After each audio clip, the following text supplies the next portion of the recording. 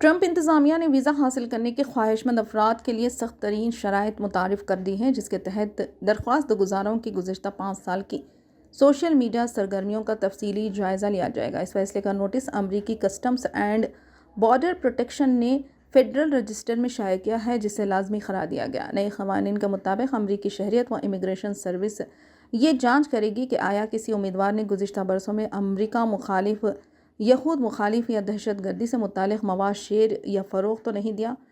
تاہم یہ واضح نہیں کیا گیا کہ پالیسی کب سے نافذ ہوگی۔ علاوہ ازیں امریکی عوام کو 60 دن کے اندر اس نئے اقدام پر اپنی رائے دینے کی ہدایت دی گئی ہے۔ درخواست گزاروں سے اہل خانہ کی ای میل ایڈریس، فون نمبر اور دیگر ذاتی معلومات بھی طلب کی جائیں گی۔ اس سے قبل محکمہ خارجہ نے سیاحوں سے کہا تھا کہ وہ اپنی سوشل میڈیا پوسٹ کو پبلک کریں، جبکہ اگست میں ٹرمپ انتظامیہ نے اعلان کیا تھا کہ ویزا اور گرین کارڈ کے امیدواروں کی سوشل میڈیا ہسٹری کی جانچ کی جائے گی۔ ماہرین کے مطابق اس اقدام کے بعد طلباء، سیاح اور دیگر وزٹرز کی امریکہ مخالف سوشل میڈیا سرگرمیاں ویزا مسترد ہونے کی وجہ بن سکتی ہے، جبکہ خدشہ ہے کہ سیاسی یا نظریاتی اختلافات بھی ویزا مسترد کرنے کی بنیاد بن سکتے ہیں۔